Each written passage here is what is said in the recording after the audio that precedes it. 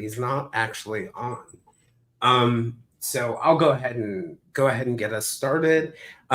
First, I wanted to thank both of you guys for coming on. For you listeners, this is Nichole and Jim Schmidt, who are the parents of Gabby Petito, and they also run the Gabby Petito Foundation. At a time where a day doesn't go by where we aren't hearing a story about someone who goes missing in the United States, and certainly minutes don't go by where there isn't an act of domestic violence committed against someone. Nichole and Jim have really dedicated themselves to raising awareness about domestic violence, and also I think a great way to put it is finding equity when it comes to the way that missing persons cases are treated, and really advocating for a lot of families. My impression in looking at the work that you guys are doing is that you're not going to be happy until all missing persons cases are treated fairly. In brief summary, in 2021, Nichole and Jim's daughter, Gabby, went missing, and ultimately, she was found dead in Wyoming.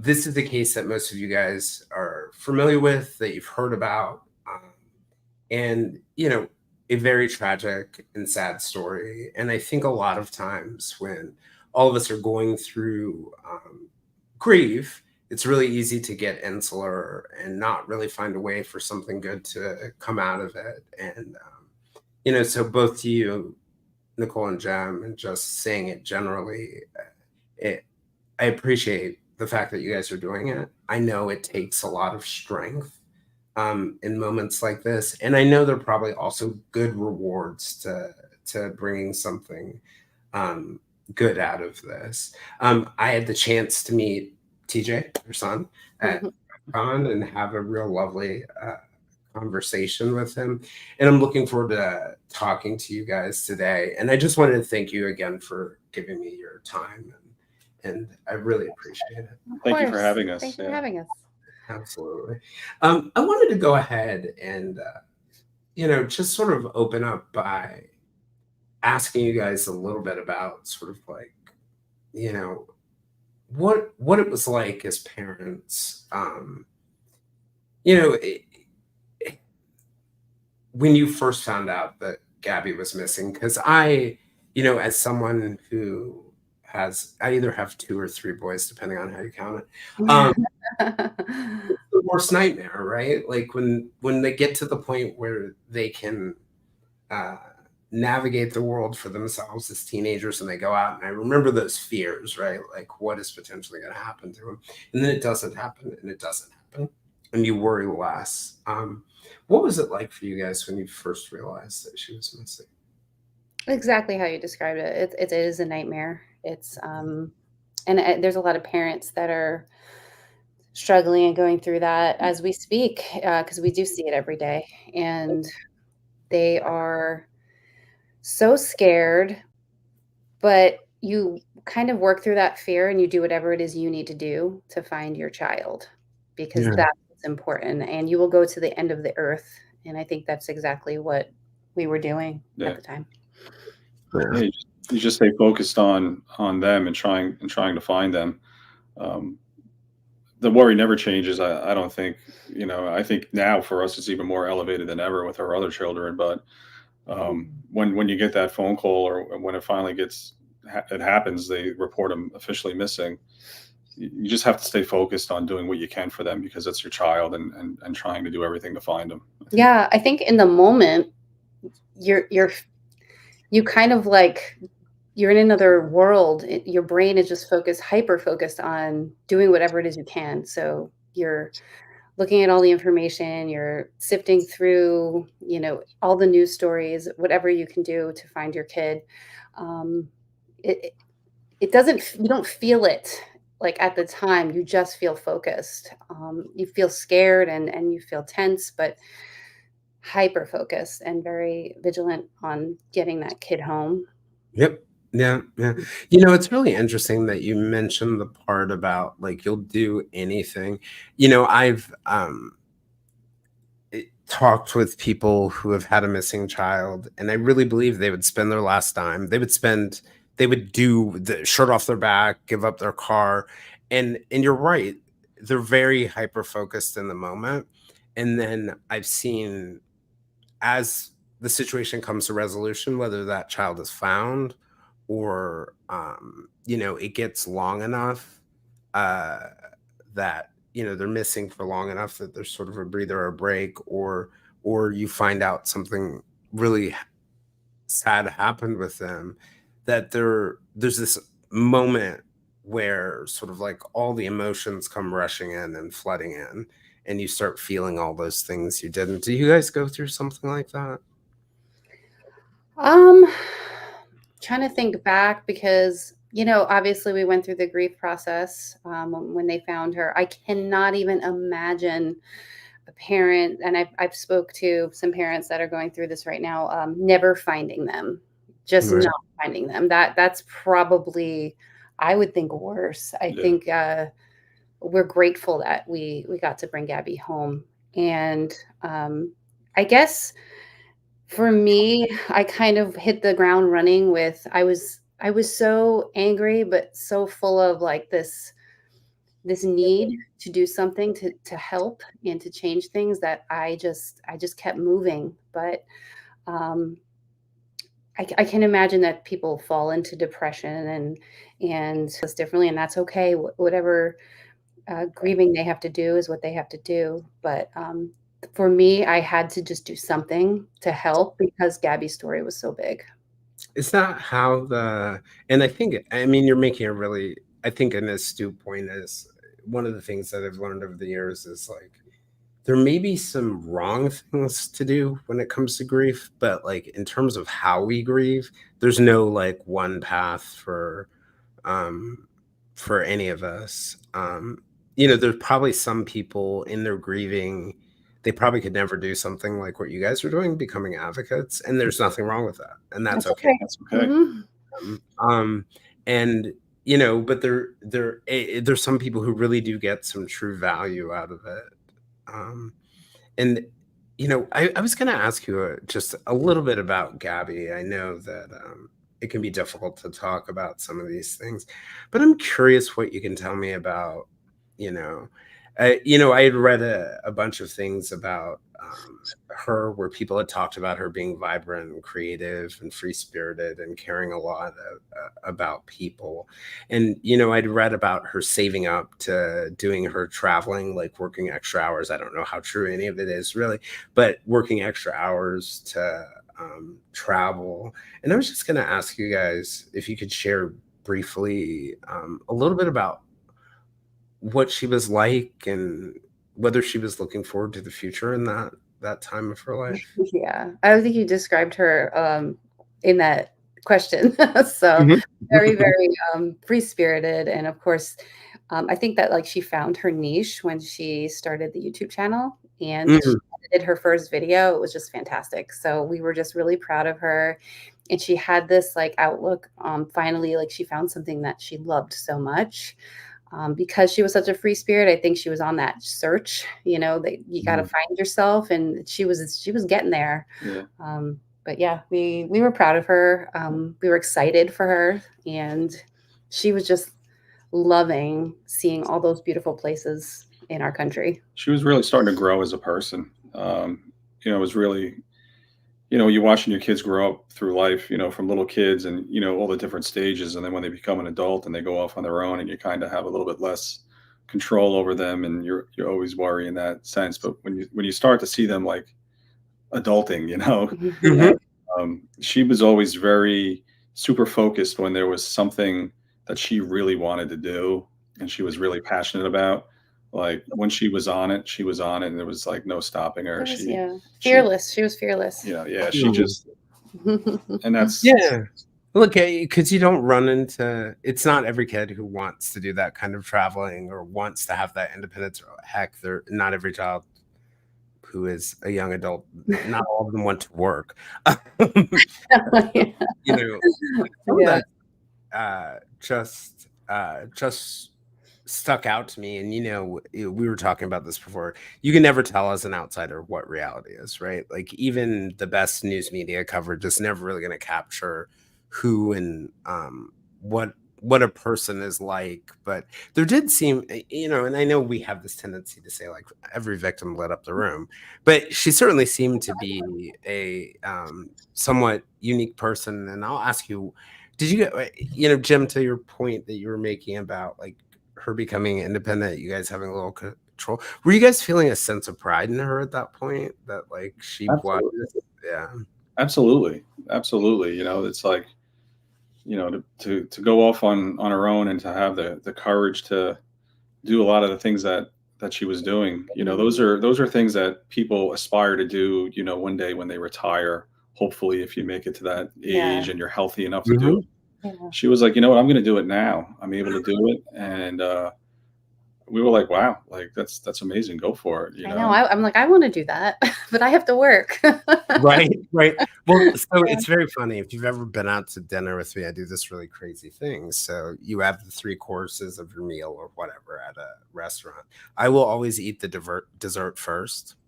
And I think some of this comes from being a reporter and seeing like all the bad things that happen to people. And someone asked me like, why do you eat the dessert first? I was like, well, like if the brick falls off the top of the ceiling and hits me on the head in the middle of this, I want to die with chocolate in my stomach instead of and so like there's probably something really smart about her approach to life.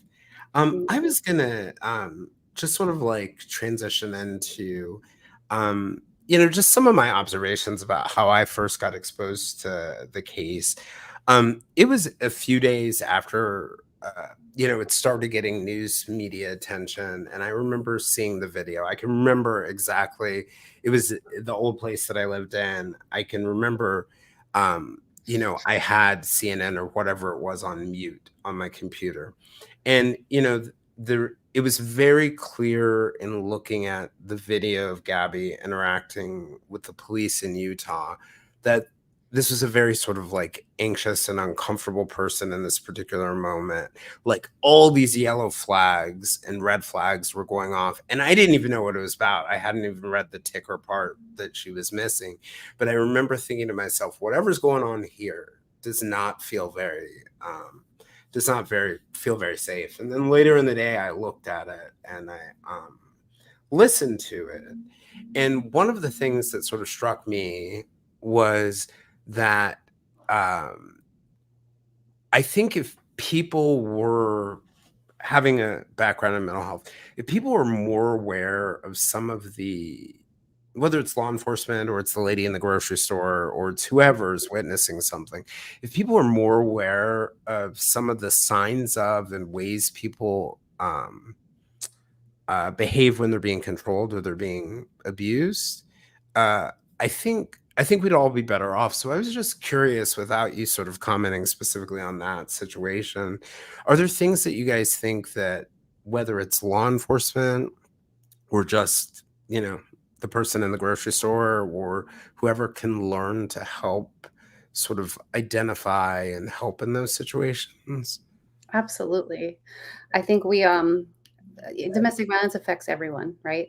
We don't realize it, but it does. Law enforcement definitely needs more training. They are not safe either. They're killed all the time on these calls. These perpetrators are dangerous. These abusers are very dangerous. And they get themselves in these situations, and then sometimes they just don't know what to do. When it comes to everybody as a society, we definitely could stop judging and stop asking, why didn't they just leave? That's the worst question, because a victim is completely manipulated and it can happen to anyone. So yeah, training across the board. We're actually developing a first responder training, which we're excited about. Yeah, fire and EMS. So nice. Hospital staff. But there's a lot of courses out there. There's even like courses for beauticians on domestic violence, on picking up signs. You think about where people go and they tend to speak more openly, So a paramedic in the back of the ambulance lot of times people open up and tell them things that they wouldn't tell a police officer or maybe tell a friend.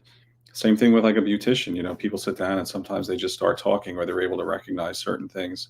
So just overall awareness and looking for those signs of power and control. That's really what it's about, is the abusers trying to keep and maintain that power and control over their victim, and they do it in all sorts of ways, and it's not always physical abuse. It's financial abuse, it's isolation, manipulation, gaslighting, and just overall taking control of them. And then when you can see that and start to recognize it, hopefully you can maybe lead a friend or a family member, whoever it might be that's going through it, just knowing how to support them and how to guide them to the resources when they're ready and if they need them, I think is key. Yeah. And we do need more bills and policy changes, but we also need the training. And the one thing that we found throughout this process is that there's not government funding for a lot of prevention out there. And prevention is really the key to changing it. And that's another thing that we are working on too. We want an education program for the youth, and we want generational change. We want to start saving lives. I mean, these kids, it starts with bullying and relationships, self-respect, all this stuff. So we want to get to them while they're young, start changing the way people are, prevent them from being abusers, not just from being abused. And there's a lot of work to do. So. Yeah, and there seems to be, I think you guys are getting at, and tell me if I'm wrong here, this idea that there's a lot of stigma around domestic abuse, that it has this synergy with the abuse itself in the sense that it isolates people. And some of that, I think, does come from like maybe to the point that you were making, we as society sometimes have a tendency to look at cases of domestic violence and ask ourselves like, well, why didn't the person leave? Not realizing that abuse never really works if the person, has an easy avenue out, and that abusers create an environment where you feel like you can't leave, where the consequences of leaving are worse in your mind, they've convinced you of that, than the abuse itself. And I think a lot of people who are in domestic violence situations internalize that, start to think something's wrong with themselves, start to feel shame about it, and are more likely to not reach out. Are there things you guys can think about that we as sort of like the friends of people or the associates of people who might be experiencing domestic violence, even if we're not necessarily being proactive and sticking our noses into it per se, are there ways that we can send messages to people that we are open, that we're not judging these kinds of things? That are there ways to sort of like talk about it, or just send the signal, hey, I'm here, like to throw out a lifeline? Yeah. I think just reminding, if you have this feeling that something's going on with a friend or family member, or if you're not sure, or you hear them say things or they're acting a certain way, and you don't want to ask this question straight out, are you being abused? Because that's a hard question and they're probably not going to answer it. They might get mad at you, whatever. You just be that good friend and remind them, just like you said, hey, just so you know, if you ever need to talk to me about anything, I'm here, and you could never tell me anything that I would judge you for, just being that open, good person for them, the safe person. And they might not open right away, but eventually they might use you as the person to come to. And that's important to have someone. Yeah, that really resonates with me. I got sober in 2002, right after 9/11, when I was living in New York. And the woman who was like really key to me getting sober, she was so slick. She never really talked about alcohol. She just mentioned that she was in recovery in AA, and then just hung out with me for like 8 months. And then one day I turned around and was like, hey, I think I have a problem. And I'm sure she said in her mind, yeah, no joke. It's like that idea of creating an environment for somebody and not pushing them necessarily further, but being there for them, being the just letting them know the door is open. You're listening, you're willing to listen. One of the worst things that you can do is like give them an ultimatum, because they get them every day. You Yep. know, if you don't leave them, then, you know, you might as well just lose my phone number or something like that. Like that's just doing the same thing that they're already going through. Just being that empathetic person and having that open ear for them, that open door policy, and be willing to hear them and what they're saying when they're ready. Yeah. And educating yourself on the dynamics of domestic violence. There's so many free resources out there. You can go to the hotline.org. You can go to domesticshelters.org. I know there's a bunch of other ones. National Network to End Domestic Violence. There's a tremendous the amount. National Coalition. I mean, there's so many free resources on there. There's even articles on how to talk to a friend who you suspect is going through. So definitely educate yourself, because if you say the wrong thing, you might push them away and make them cower and stay quiet even longer. So it's important to really understand it.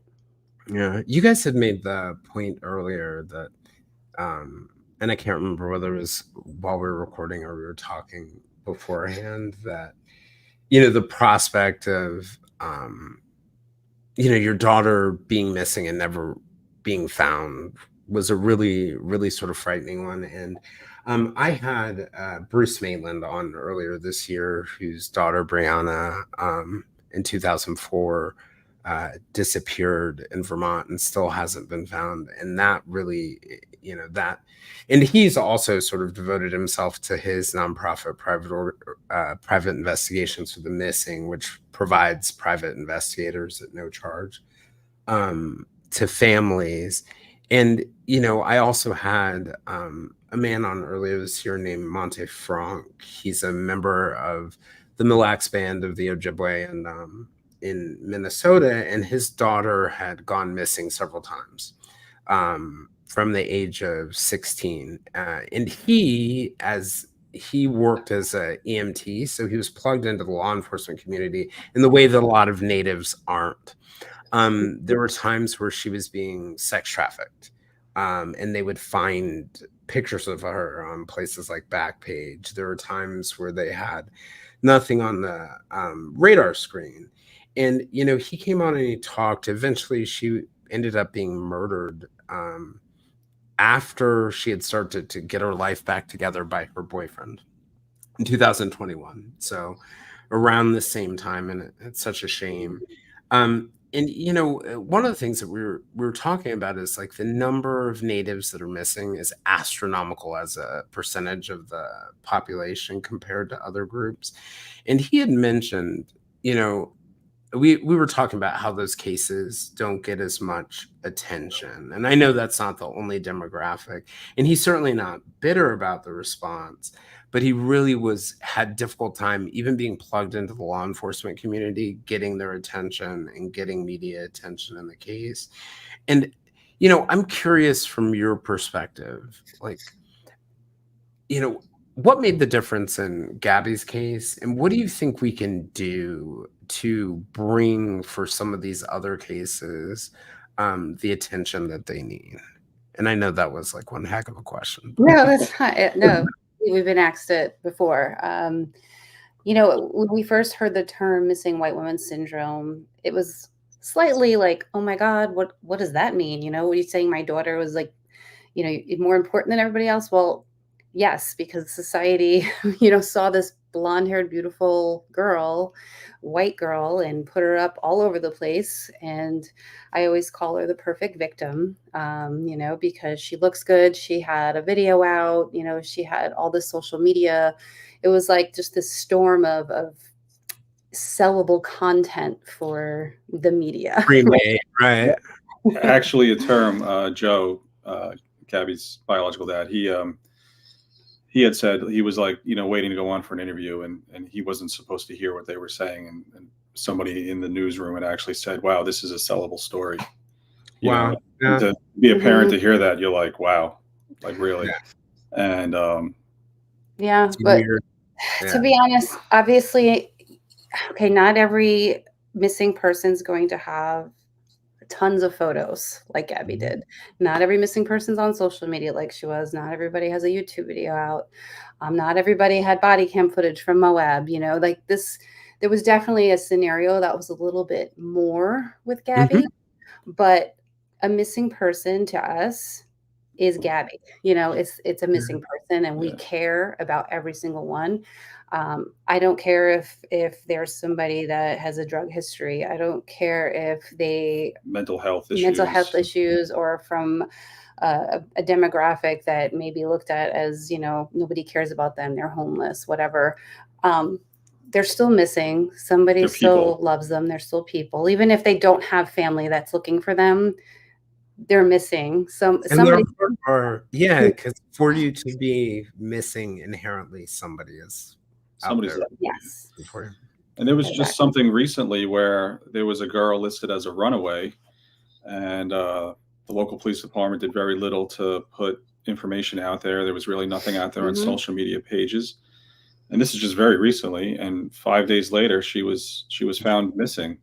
So, Yeah, and oftentimes they get She labeled was as found missing, or she was missing. She was it found got murdered. labeled as a runaway, it and then pisses she me was off because a runaway, it's usually a runaway would be somebody that's under the age of 18. Okay. yeah. They're missing. I don't Right. care if they made the choice to leave, they're underage and their parents are looking for them. I don't understand why law enforcement decides, well, they ran away, they'll probably just come home. It's not like that. There's trafficking, there's people Yeah. luring them out of their homes. Highly susceptible to human trafficking, Mhm. sex trafficking, drug abuse in general. And Forced it's into a reoccurring theme, right? Like if you Yeah. look at a lot of these cases, unless something very obvious has happened at a scene, hypothetically, or you look at Bruce's case with even Brianna, where like most of us would have seen a picture of that. I've gone up to the spot where it happened. Most of us would have seen a picture of that car driven by and been like, something very bad happened here. But for police who are constantly being exposed to strange things happening, their default reaction tends to be to minimize, or that person's gonna be okay, or we only have resources for X, Mhm. Y, or Z. So they tend to minimize these cases. And I always wondered whether are there things that we can do for law enforcement and for family members and other people to give them clues about when their antenna should go up. I assume there's another piece of this that we can advocate for more funding in these areas. We can do things like this, but I think for me, like in thinking about that example that you just gave, I'm willing, if we rolled back the clock, there's probably something, even in a runaway's life, right? When somebody is running away, it's usually for a reason. It might be because of their own mental health reason. It might be because of their relationship with someone in their house, or really, are there things that you think that we can do before we even get to the question of funding to have better antennas for when something might be wrong? And it doesn't even have to be once a person's disappeared, even before. I mean, I wish we had all the answers. Obviously, it's a complicated system, and it's probably going to take a long time to figure it all out. But I mean, as far as parents go, and I could speak for parents because that's where I was at, is that when something's wrong. And if you go to the police station and you want to report your child missing, and you say, well, they did leave, but they never came home. And then the police say, well, then maybe they ran away. I mean, with us, we had an adult child, so it was a little different. But if they're under the age of 18, it should automatically be labeled as a missing person, and they should start looking immediately. Yep. And time is of the essence. I mean, your Yeah. child, so when things are off. Hey, they left their phone at home. They never do that, or they haven't posted on social media in 3 days. That's not like them. Like you typically know their habits, and those are things that you really have to bring to their attention and say, I know something's not right, or hey, they've been hanging out with somebody different that I already know. Right. I'm kind of worried about this. Like those things really highlight it. And then for like the law enforcement agencies, when you look at reporting a person missing, it varies from state to state, and even what systems that they have to upload a missing person to. There's really no continuity. Some report to one system, some report to another. Some states aren't mandated. Required it, some are optional. Yeah, if you get into NamUs or NCMEC or one of those databases, people have the ability, and organizations have the ability to register, to log on to them and review missing persons cases, and see those posters. They have the ability to generate posters if your law enforcement agency doesn't have that ability to do, so they have a lot of resources and guides in there.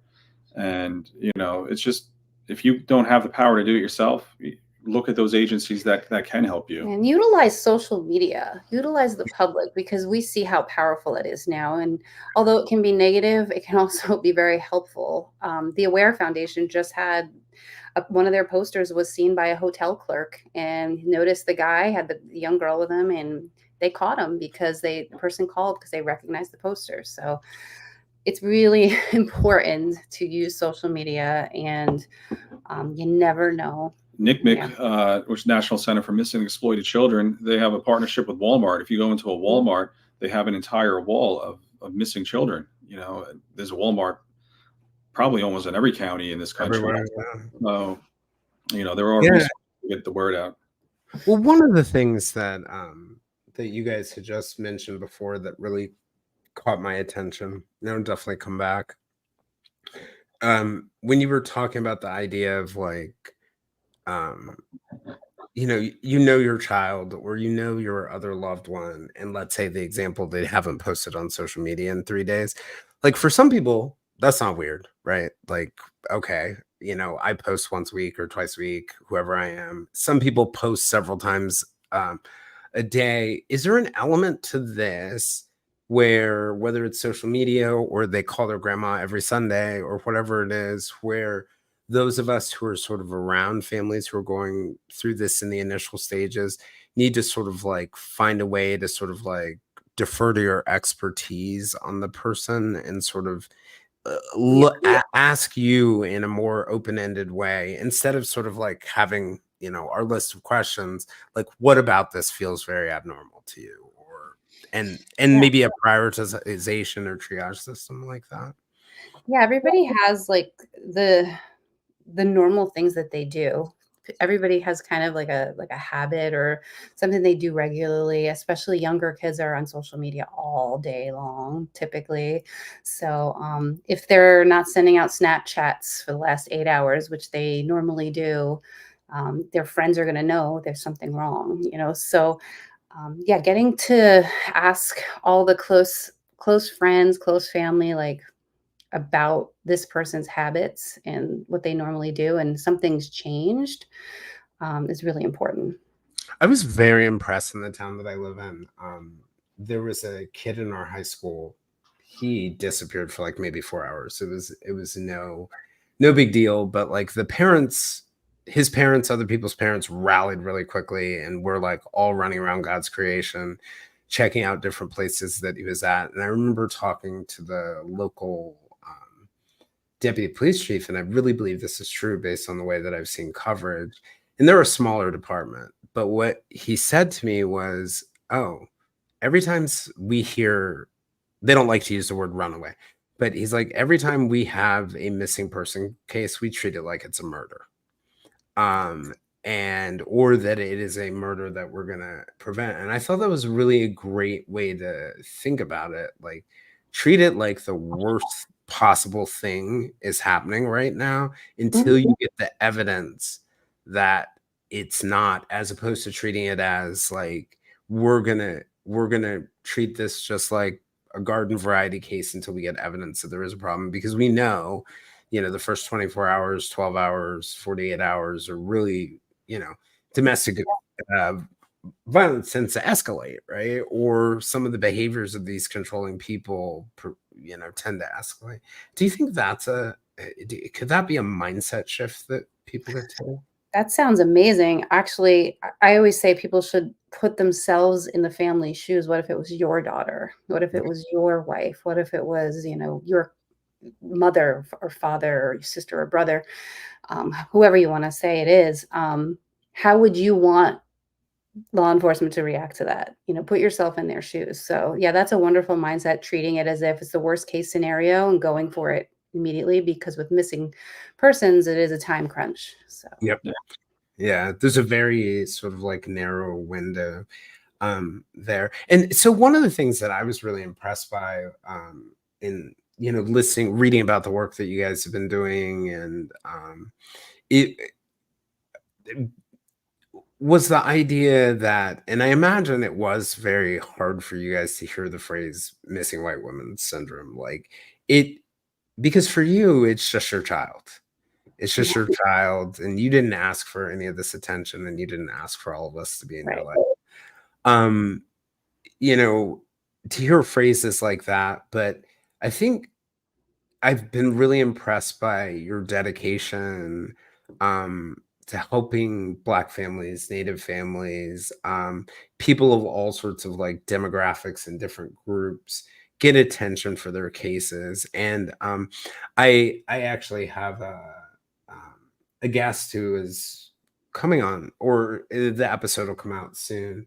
But you know, you guys are supporting her case, Vanjie Randall Shorty. Yeah, Um, yeah. and you know, what she said to me is like the FBI has made more progress on the case since um you guys helped bring attention to it.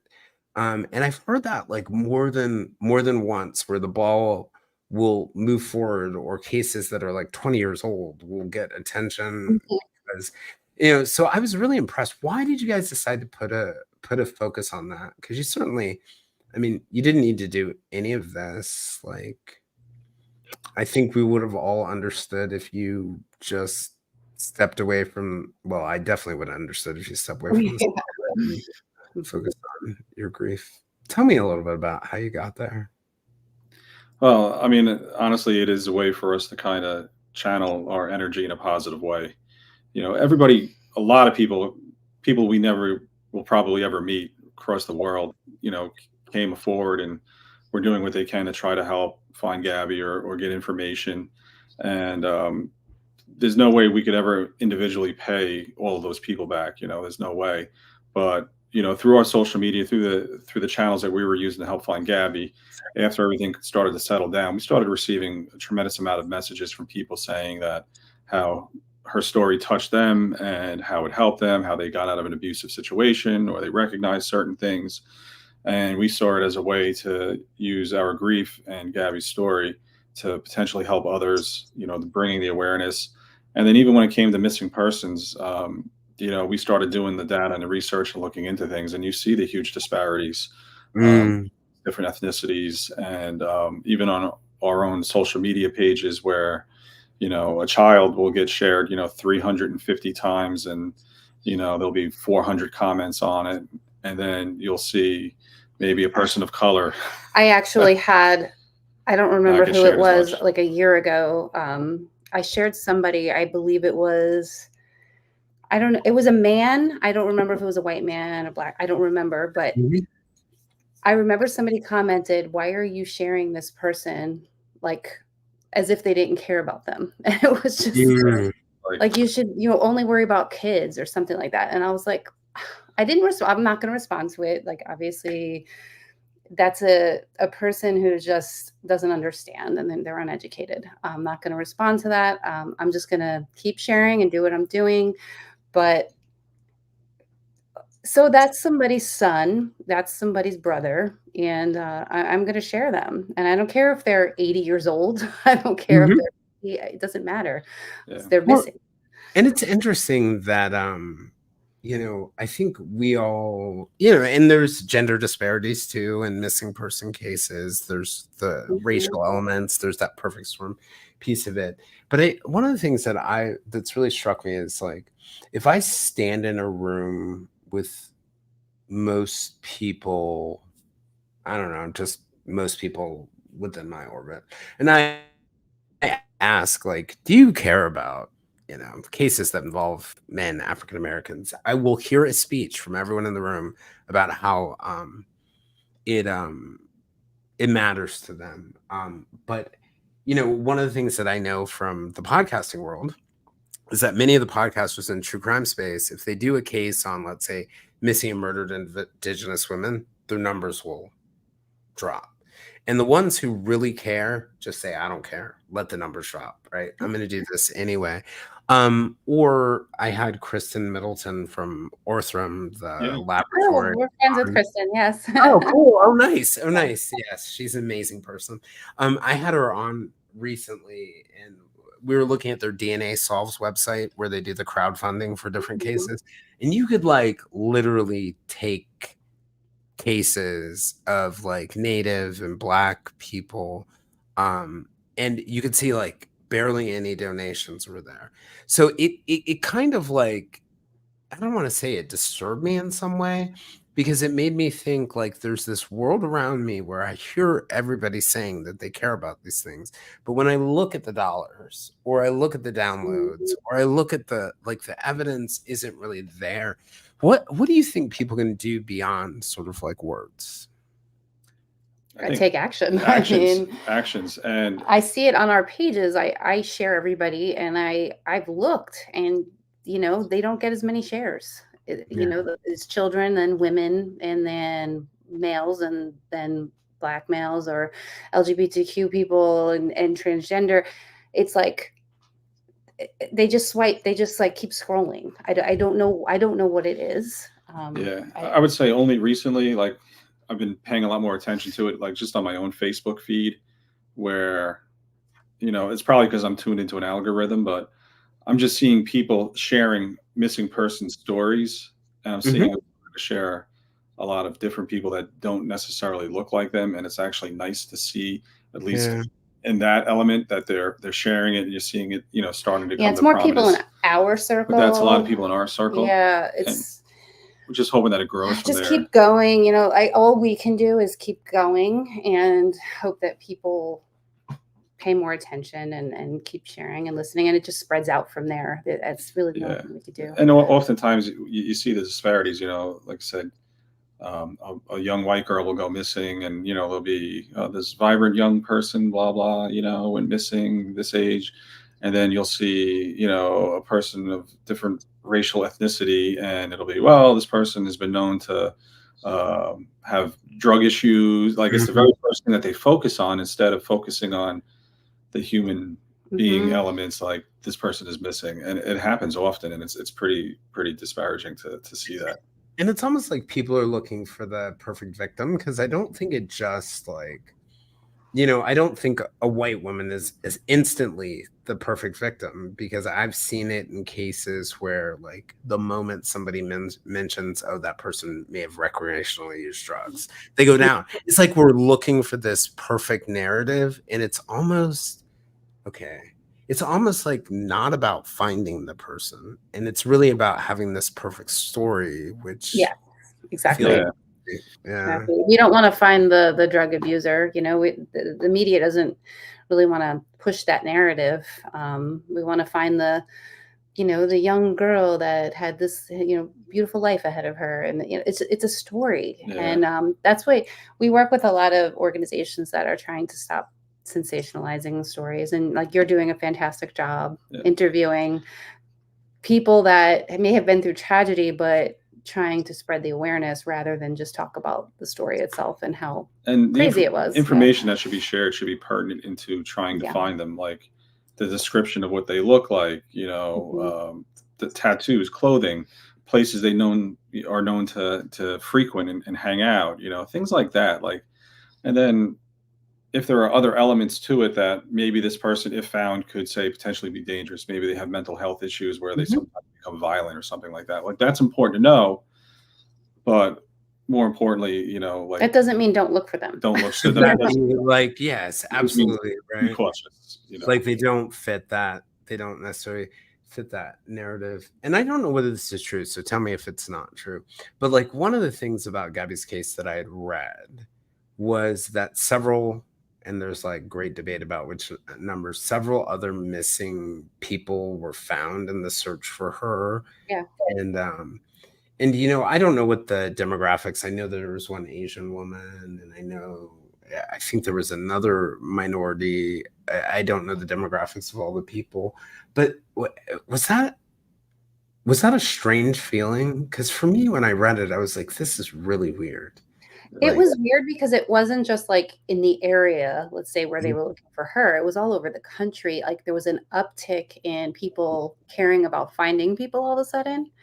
And they were finding people that had been missing for years in some cases. I know like 50 Cent put out this crazy tweet Yeah, this that girl's got like, bodies showing up everywhere. yeah, They're finding bodies because of this girl or whatever it was. I'm and I like, was like, oh my God, like people are paying attention right now. when I, And that's what one of the reasons why we started the foundation was we wanted to keep pushing this attention on all missing people.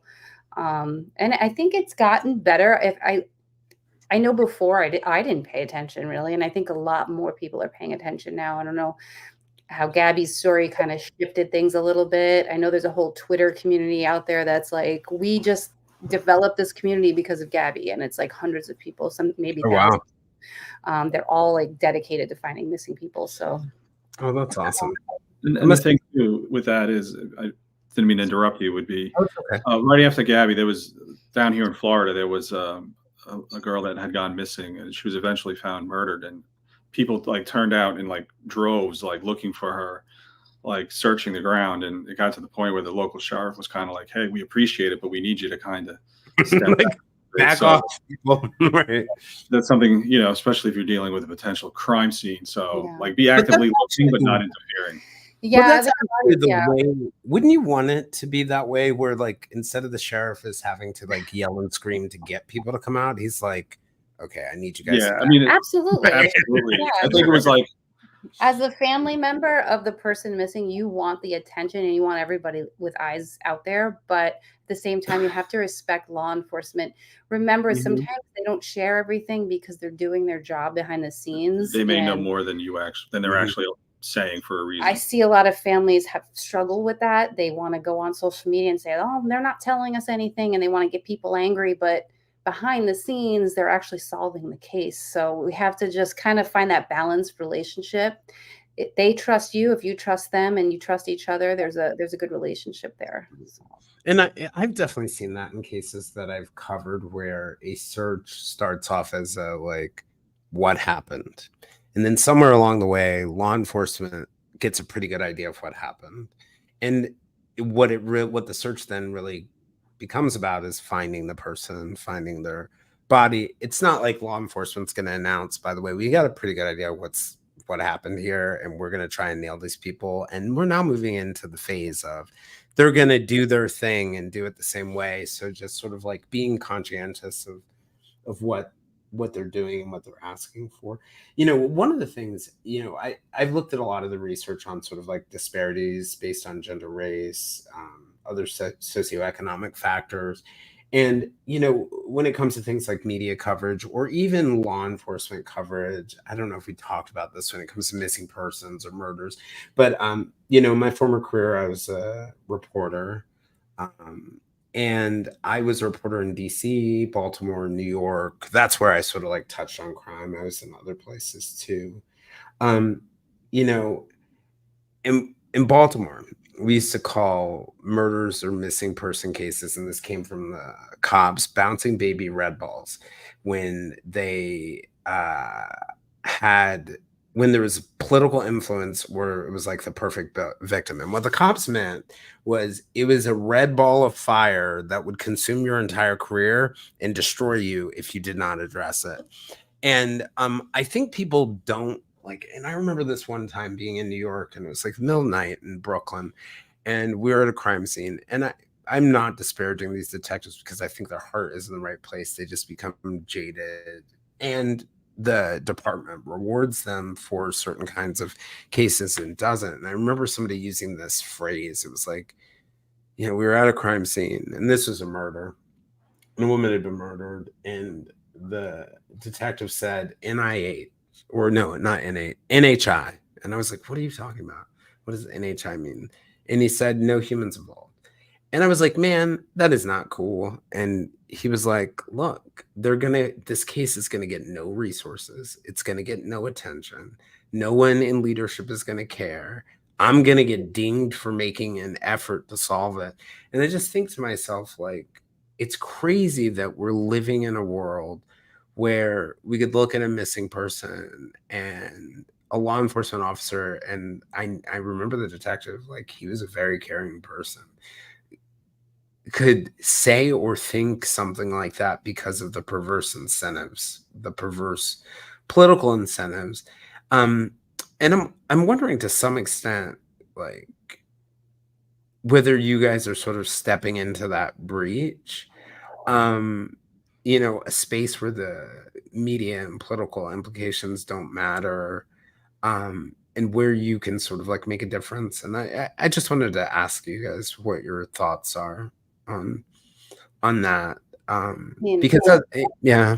I hope that we can make a difference because I know I'm sick of everything.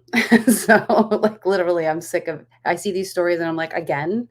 And all the stories that I don't know about, I'm wondering what's going on with those. I'm sure there's plenty of families out there suffering and we just don't know about them because the media could care less.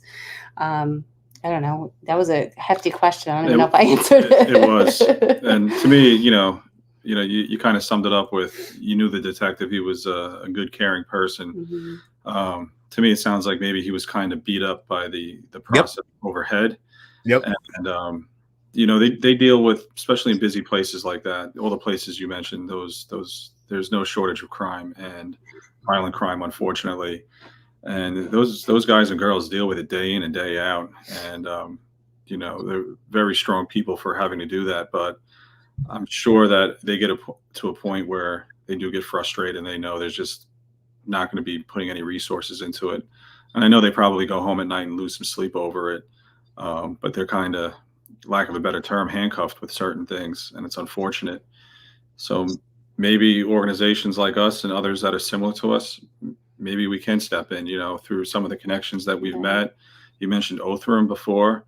Their technology for DNA identification and the time frame, how quickly they can turn around and do it. It's amazing. And for the minimal cost compared to some other places, which is unbelievable. And I think public pressure, because of social media these days and people just coming together and rallying for victims is helpful.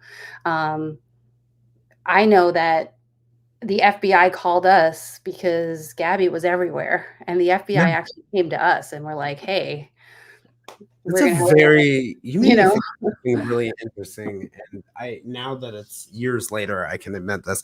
But I remember things that I knew I could not get in the newspaper. Like there was no way my editors were going to put it in the newspaper. But I knew if I picked up the phone and as a reporter made an inquiry to the police department or the mayor's office, all of a sudden the case would get attention because they were going to be very fearful that I was going to, write something about it. And meanwhile, I had no intention because I knew I wasn't going to get anything published. But the idea of like, whether it's your foundation or whether you're a voter in a certain community that you can put, or you're that reporter who can make that extra phone call on the story that you may or may not cover, or that or that you're just curious.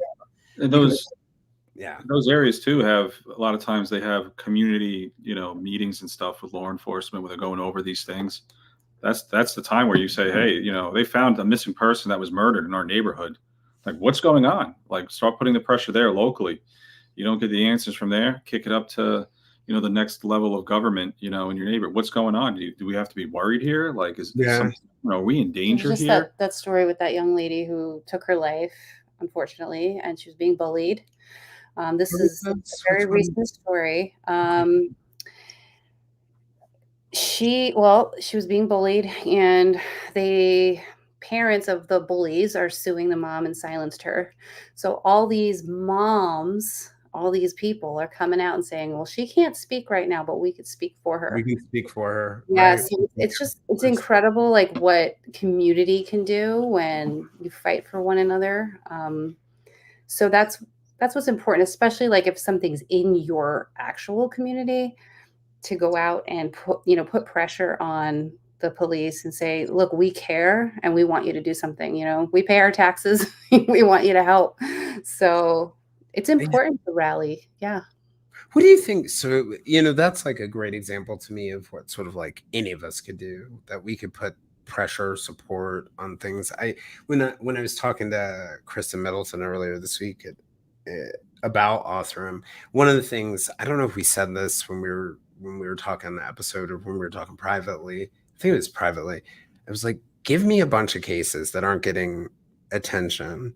We can do episodes on them. I can talk to other podcasters about doing episodes on them, but more importantly, like I can hand them to my listeners and I can hand them to other podcasters and say, hey, will you sponsor this case? Will you go promote this one case? You take this one, I take this one, and that we'll all go together, promote a bunch of cases. So like, you know, it may not be the world's most impactful thing, but I imagine for every person sitting in their chair or listening to this right now, there's something little like that it could do. You could become the guardian angel for a case, or absolutely every little bit helps. If all you can do is share flyers, do that.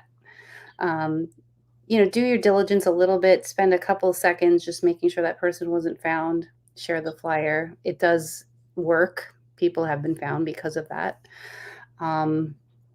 I mean, there's just so many things people can do that to help. And even if it's donating $1, $5, think about 1,000 people, 100,000 people donating $1. I mean, you're making a huge impact with that dollar. So it's funny you say that. Like I was talking to a woman who's really very involved in Indigenous cases, and she was talking to me about the families, and I was asking her about like, hey, what can I, Jason Blair, personally do? Mm-hmm. Not creator Jason.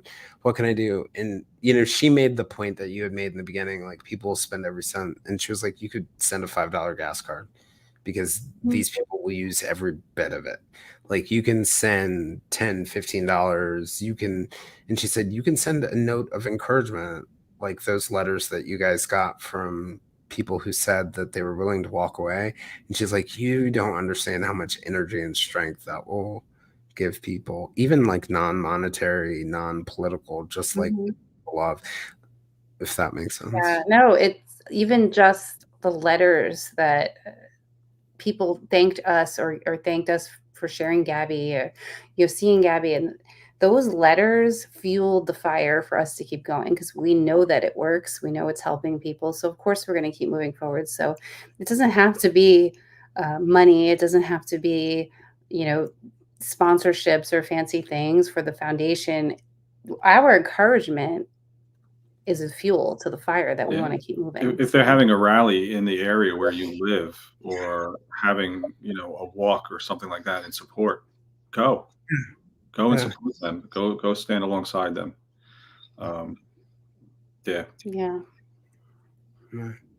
And I think, you know, one of the things that I've been thinking about, you know, you were making the point that there are databases like NamUs, which is the National Missing Persons Database run by the Department of Justice. There's, you know, National Center for Missing and Exploited Children, a bunch of other, you know, the National Missing and Unidentified. There are all sorts of different things. There's law enforcement, there's shelters, there are laws, there are charities like PIG.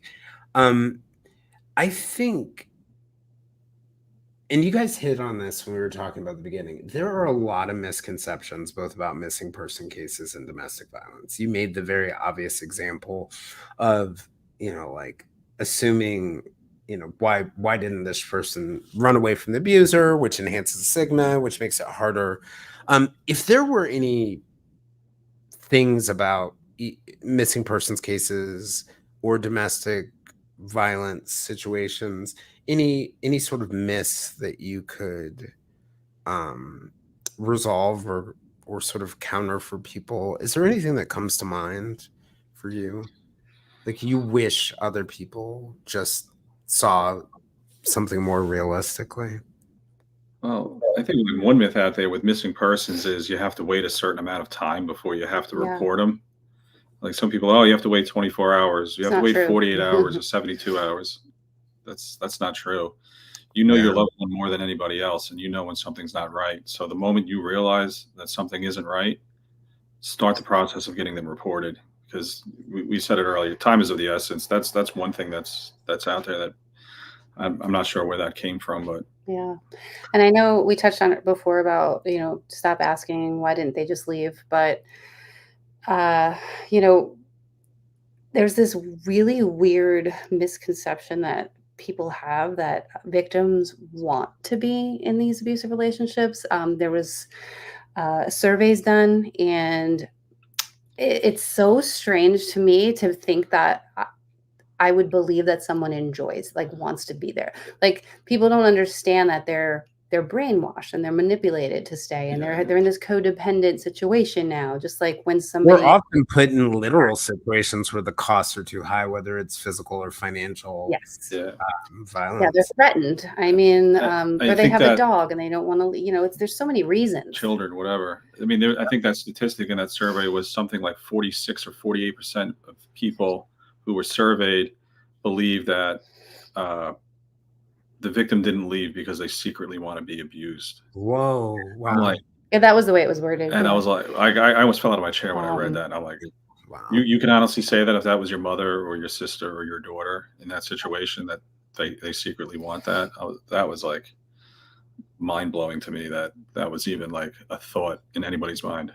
You know, Yeah. in my experience in my own life, people who have experienced domestic violence, well, actually in my professional life as well, like there's a plethora of reasons why people stay. I mean, you made the point it could be for the kids. Could be because of a dog you love that you think is going to get taken away, or the person threatens to harm it. It could be your own insecurities, right? Like you don't think you're going to make it on your own. It could be a desire to like fix a person, right? You know, I'm very altruistic. I will take Satan right into my doors, make Satan a human being. I really am. It's like one of my toxic traits, as we say. But does it even matter? Does it matter? Like, if you think about it, does it matter why? Ultimately I'm in this abusive situation, or does it matter more that like that we are just going to be there for you when you're ready, or when you want to take a leap, or when you want to explore it? Yeah, it's such a difficult world to navigate. We've learned so much, and people just need to really stop with the judgments, because these victims are going through something that if you haven't gone through it, you'll never understand. And empathy can go really far. And when people realize that they have an army behind them, they have friends to back them or family to back them, that'll give them the power when they're ready and when they do it safely to get out when they know they can. So yeah, I just keep babbling because like when I answer a question, I just keep going. No, she's spot on. I think the number is something like the average is like 7 times before most are able to leave, and for all those reasons we discussed. But more times than not, they're either fighting for their own life to stay alive because they know how to navigate sometimes the abuser to either lessen the impact. It becomes their normal, honestly. Or they're just not in a position. It knows no socioeconomical boundaries, no race, right? Religion, it doesn't matter. Like everybody's affected by it. So think of somebody that is like of a higher prominent status that is held on this level, and this is the life that they've been leading, in front of everybody, but behind closed doors is a completely different life. And now they need to leave, and then everybody loves the abuser. He's a great guy, everybody respected it. Everybody thinks he's so funny. Everybody thinks he's so whatever, charming. And that person's in an impossible position. Well, and I will often tell people like, well, the exact same reason like that you like this dangerous person or whatever it is, like that is the trick. That's why they can't get away, right? Like that people build these walls to protect themselves so they can have exactly what you said, which was power and control. And it's elaborate, and it's not simple, and it's not easy to navigate. Like a lot of things that you guys said about like what people can do for education, for advocacy, for awareness really stuck out to me. But before we go to sort of like listener questions, I wanted to give you guys a chance to, and like I said before, I'm just really struck by how in all of your grief you can give other people time and attention like this. And I'm sure, well, I'm not sure. I mean, I'm not guessing. I know because people have said to me how impactful it's been for them. But I wanted to see if you guys had any closing thoughts you wanted to leave people with, and then we can take questions from anyone who has them for a few minutes. Sure. Go ahead. Oh, Are you not paying attention? no, I'm paying attention. Closing thoughts. No, well, I just want to thank you for having us on. We're not experts by any stretch of the means on a lot of this stuff. We've kind of been thrown into this world, so we still educate ourselves every day on a lot of these issues and try to do as best we can. And I think that's just important for anybody with the families. If you have kids, is just trying to educate yourself on these things, being open with them, open with family members, and always being that person that's willing to listen. I think it goes a long way, and we're just thankful for all the support we still have. Kind Yeah. of your ears and not your advice. What's that? And I feel like, just listening to what you said, felt like, okay, maybe in domestic violence situations we need to lead with our ears instead of our advice. And your heart. And your heart. Have compassion. Supportive. Well, I think we covered a lot of what I would actually want to close with. I mean, you can follow Gabby Petito Foundation by going to gabbypetitofoundation.org. And we are on Twitter, which is now X. I'm still going to call it Twitter, and Facebook, and TikTok. TikTok's not too crazy. I don't really know how to do TikToks. I can't figure out TikTok. I Very few people do. But yeah, just follow along what we're doing. We're working on a lot of stuff behind the scenes. I think I mentioned earlier we're trying to build an education program, which is a difficult task, but we're working on that. And we have a training program that's almost done, and we're going to get out there and start training our first responders in our country because they need it. Yeah, it was my world for because we met when we were EMTs 24 years. Yeah. So so it's a great place to sort of start for you guys. Absolutely. Yeah, doing it for so long, I know I look back on my career as an EMT and a firefighter, and I didn't really receive any formal training on it, but we responded to those calls. At the time, I probably never recognized, that maybe it was a domestic violence call at the time, but I'm now looking back on some of them. They're kind of flooding back into my memories, and I'm like, we as first responders can do better, in that moment if we're called to the scene, just by looking for certain signs, learning how to ask questions properly, being more trauma informed, being less judgmental when we're asking those questions, understanding what domestic violence really looks like, and then just being a person that maybe has the ability to let them know where the resources are, whether they choose to take it. Yeah, I feel like everybody in the world can just have this training, right? Like everybody should know the resources. Yeah, like the key players, and then other. It's interesting to me to think about, like, some of that judgment and thinking, like, can you put yourself in the shoes of the other person? Maybe you can't imagine what it's like to be in a domestic violence relationship, but you can imagine your mistakes. You can imagine your decisions that you didn't like. You can imagine the relationship that you stayed in too long. You can imagine, like, picking the wrong job or the abusive boss, Remember, would you you're not perfect. Yeah, right. Would you want to be judged for your worst moment in your worst moment? Correct. Yeah. And so I was going to throw up a real quick question. What I can tell you in the chat, I don't know if you guys can see all of the chat, but there are a lot. Yeah, I can see it now. We just started on. I forgot that we were live. I forgot to open Yeah, the you can see a lot of thank yous and a lot of really positive things, which I will definitely save some of them for you. I've flagged I've starred a bunch of the notes that are there, but we do have a question from, I don't know if you know Raul, but he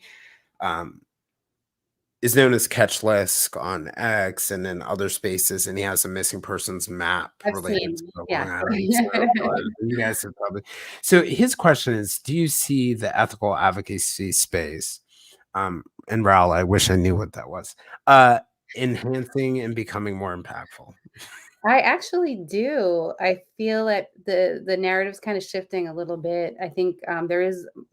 People are caring more about being ethical and not so much sensationalizing it, because they're starting to see the impact on the victims' families and wanting to care for them rather than just sensationalize the story and have the story of the week. So yeah, I do think it is for sure. It's very funny. So, when we were sitting and we were like talking with some really cool podcasters about like the downloads dropping when we did missing and murdered Indigenous people cases, I remember sitting there and the conversation being like, okay, so now I'm doing one every month. I don't care. I will drive this into the ground. And it's like that idea of like being able to put the good for other people ahead of yourself, of the attention, because I know like we'll do these stories or we'll do these cases and like maybe there's just the chance that one person will be Yeah. helped or someone will hear something we're talking about in that person's life, and it may have nothing to do with being missing, but it will change their life because they'll be like, oh, that's me, I need to Exactly. look at that. And so like it's funny, the reason why I bring it up, I was just thinking about the idea. It's funny, you go with certain intentions to have certain impact and you have no idea what, you're training those EMTs and you don't know the EMT that's in the domestic violence situation for themselves right now. Right. Yeah. Exactly. So a couple of people have brought this up. I'm going to pull up Leslie's comment, but a couple of people have brought this point up.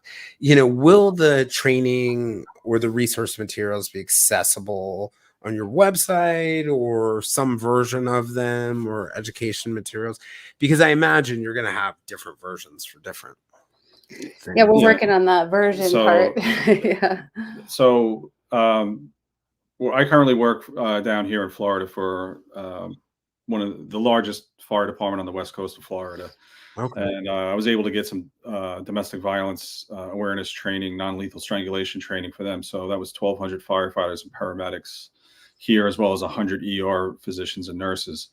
That program was through another agency, and from there I realized there is a greater need. And we did a presentation for North Dakota, and originally it was for engaging or for first responders. But as the time came close to do the presentation, we found out that, well, they weren't coming to the table.